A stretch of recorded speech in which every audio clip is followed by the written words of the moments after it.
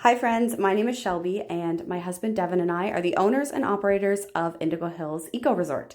So we have these 4 cabins on the Bredor Lakes in Cape Breton, and on this day we had all 4 cabins check out. So first thing I do is kind of pop into all 4 cabins, start stripping all of the beds. This is our Starry Night cabin, which has a blue kind of celestial theme. They all have different themes. So this one here is Wild Rose, a lot of floral and pinks, which is really fun.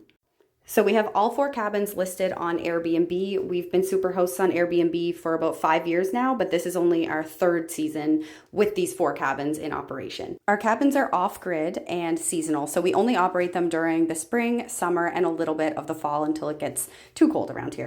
This is the Eagle's Nest cabin. So this one has 2 queen beds. It's kind of our family-friendly cabin. We tend to get a lot of parents with children. The odd time we'll get a group of 4 adults, but it's kind of small for 4 adults, I think anyway, so I like that we kind of get families with kids, and it means that there's some other kids around for our kids to play with, which is always fun. We have like a mud kitchen and a whole bunch of beach toys so that people traveling with kids don't have to bring so much stuff. We outsourced our laundry beginning last year, and this was one of the best decisions we could have made for our business. There was no way I could possibly keep up with all of the laundry, doing it in my household washer and dryer. It was not doable. So I'm just getting all the garbages and recyclables together. I have a little cleaning cart with all my supplies that I kind of put in the middle. Just makes things easier with going back and forth when it's a 4 cabin flip day. And you'll notice that we have bins under all the beds where I'm getting the extra towels and bedding. That's been the easiest way to store the extras because we don't have a lot of storage out here. And so this is just kind of what works. Luckily, guests don't go into these bins. I think they understand that it's the extras and they're pretty good to just leave it alone. This is our sea glass cabin. This one is definitely the most popular. It's on an end, and I find we get a lot of couples looking for a romantic getaway, anniversaries, birthdays. We've had engagements. Oh, I found a hair. One thing that I cannot handle in my Airbnbs is hairs. If I find a hair, it makes me feel like it hasn't been cleaned properly. So I always do my best to ensure that, I'm getting all of those. I've seen so many tricks when it comes to duvets, like turning it inside out and rolling it, and I think those are just too much work. I find the easiest thing is to lay the duvet cover out on the bed with the bottom opening open, and then I just kind of line up the 4 corners and fluff it out. I've probably done this a million times by now, and it's easy, it works. You can fluff it once you have the corners lined up, and then you're good to go. So as far as being off-grid goes, I mean that our cabins are not connected to any city services. So we have our own on-site gravity-fed well. We use solar to power our mini fridges in each cabin, as well as all of the electrical outlets and the lights.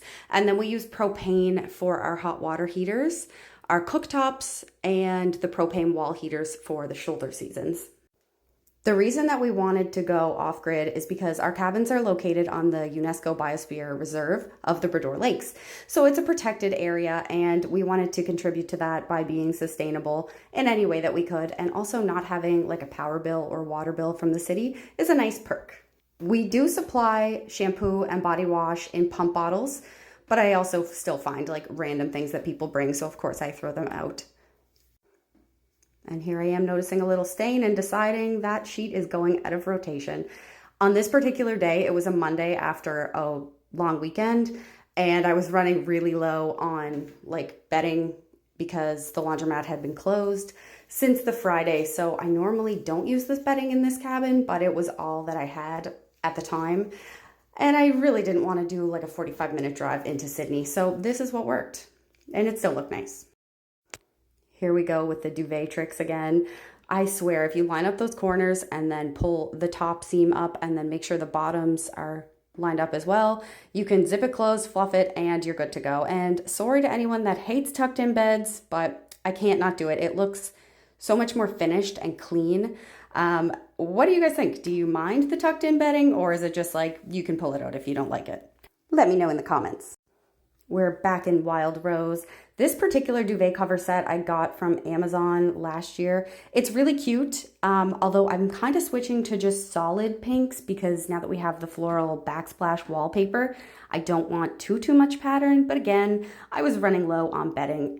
I also wanted to mention that we do not charge our guests a cleaning fee. I know how it looks to see all of the extra added fees when you go to book a reservation, and so we wanted to work ours into the price rather than have another extra fee for guests. This brings us to the end of part 1, but I hope that you'll like and follow to come back for part 2 where you see the actual cleaning go